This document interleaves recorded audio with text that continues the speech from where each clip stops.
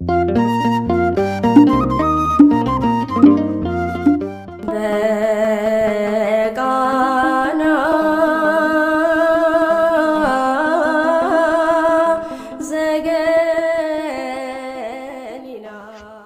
አብ ወወልድ ወመንፈስ ቅዱስ አሐዱ አምላክ አሜን። እንኳን አደረሰን አደረሳችሁ። ቃና ዘገሊላ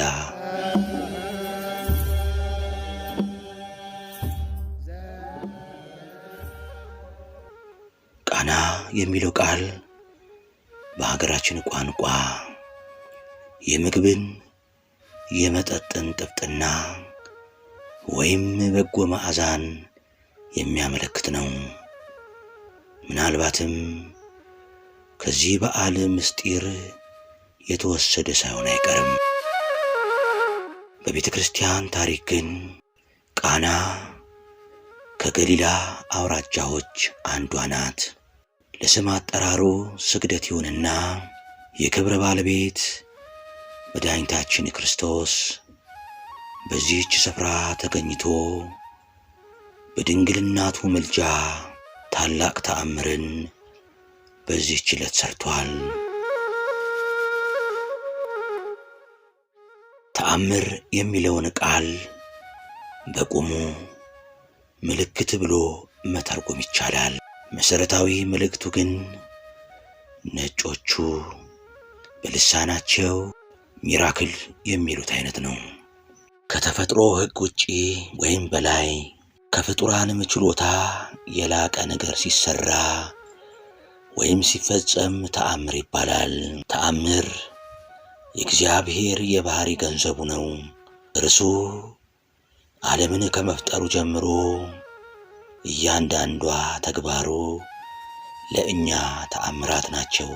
ስለዚህም ነው ኤልሻዳይ ካህሌ ኩሉ ሁሉን ቻይ እያልን የምንጠራው። እግዚአብሔር ፍጡራኑን ይወዳልና እርሱ ለወደዳቸውና ደስ ላሰኙት ተአምራት ማድረግን ሰጥቷል።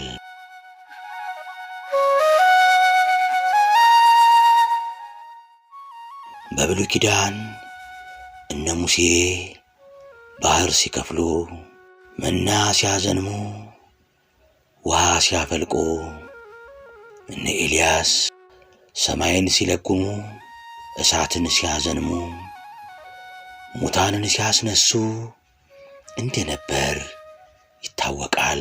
እንዲያውም በሙሉ መጽሐፍ ቅዱስ የተአምር መጽሐፍ ነው ብሎ ለመናገርም ያስደፍራል። በአዲስ ኪዳንም መድኃኒታችን ብዙ ተአምራትን ሰርቶ ለሐዋርያቱ የተአምራት ጸጋውን ሰጥቷቸዋል። እነርሱም በተሰጣቸው ሥልጣን ብዙ ተአምራትን ሰርተዋል። ቅዱስ ዮሐንስ ሐዋርያም በወንጌሉ ምዕራፍ 2 ላይ እንዳስቀመጠው የቃና ዘገሊላው ተአምር የመጀመሪያው ነው።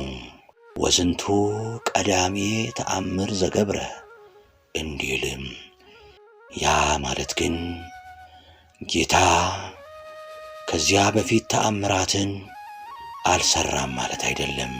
ይልቁኑ ራሱን ከገለጠና ከተጠመቀ በኋላ የሰራው የመጀመሪያው ተአምር ነው ሲል ነው እንጂ። ምክንያቱም መድኃኒታችን እንደተጠመቀ ዕለቱን ገዳመ ቆሮንቶስ ገብቷልና፣ አንድም በቃና ሌሎች ተአምራትን የሚሠራ ነውና ይህ ተአምር በቃና የመጀመሪያው ሆነ።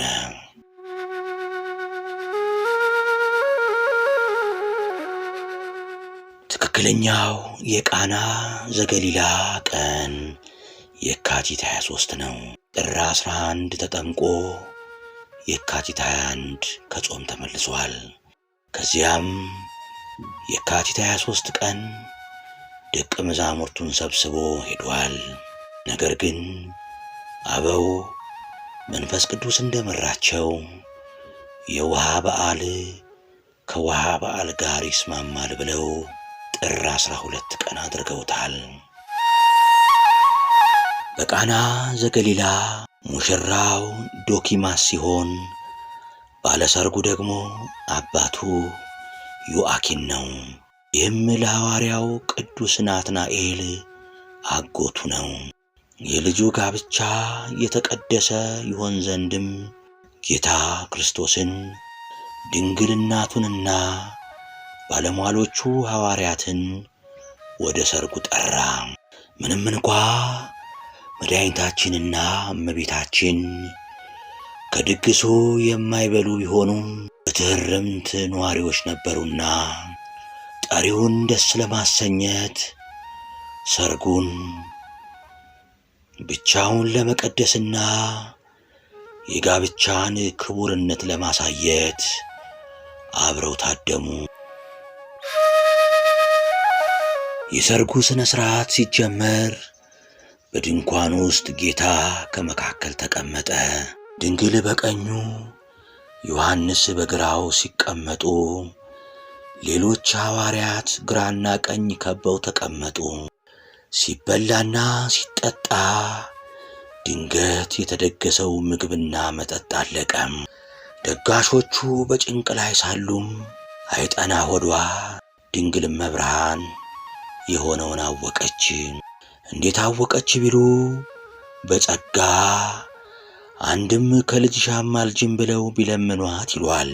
እመቤታችን በዚያን ጊዜ ወደ ልጇ ቀርባ ቸር ልጇን ወይንኬ አልቦሙ ወይን እኮ አልቆባቸዋል አለችው።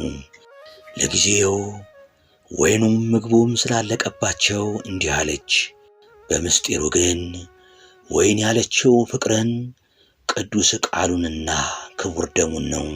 ጌታም ይመልሳል፣ አንቺ ሆይ እናቴ ሆይ ያልሽኝን አላደርግ ዘንድ ካንቺ ጋር ምን ጠባለኝ? ነገር ግን ጊዜው ገና አልደረሰም ብዬ ነው እንጂ አላት። ምክንያቱም ጌታ የወይን ጋኖቹ እስኪያልቁ ይጠብቅ ነበር፣ አበረከተ ይሉታልና። አንድም ይሁዳ ወጥቶ ነበርና እርሱ እስኪመለስ ነው። እኔ ስወጣ ጠብቆ ተአምር ሠራ ብሎ ለክፋቱ ምክንያት እንዳያቀርብ፣ አንድም ወይን ቅዱስ ደሜን የምሰጠው በቀራንዮ አንባ ነው ሲል ጊዜ ገና ነው ብሏታል። አንዳንድ ልቡናቸው የጠፋ ወገኖቻችን ጌታ እመቤታችንን እንዳቃለላት አስመስለው ይናገራሉ። ይቅር ይበላቸው። ይህንን እንኳን ጌታ ባለጌዎቹ እነርሱም አያደርጉትም። አባትህንና እናትህን አክብር ያለ ጌታ እንዴት ለእናቱ ክብርን ይነፍጋል? ልቡን አይስጠን። ወደ ጉዳያችን ስንመለስ መድኃኒታችን እንዲህ ሲል መለሰላት። ተግባብተዋልና እመብርሃን አሳላፊዎቹን የሚላችሁን ሁሉ አድርጉ አለቻቸው። ጌታም በስድስቱ ጋኖች ውሃ አስሞልቶ በተአምራት ወይን አደረጋቸው። እንጀራውን ወጡን በየስፍራው ሞላው። ታላቅ ደስታም ሆነ። የአሰላፊዎቹ አለቃም ለአባታችን አብርሃም ምሳሌ ነው። ከወይኑ ጥፍጥና የተነሳ አደነቀ። በዚህም የድንግል ማርያም አማላጅነት የመድኃኒታችን ካህሊነት ታወቀ፣ ተገለጠ። አምላከ ቅዱሳን ወይነ ቃና ፍቅሩን ያሳድርብን። ከድንግልናቱ ምልጃና ከቅዱሳኑ በረከትም አይለየን። ወስብሐት ለእግዚአብሔር።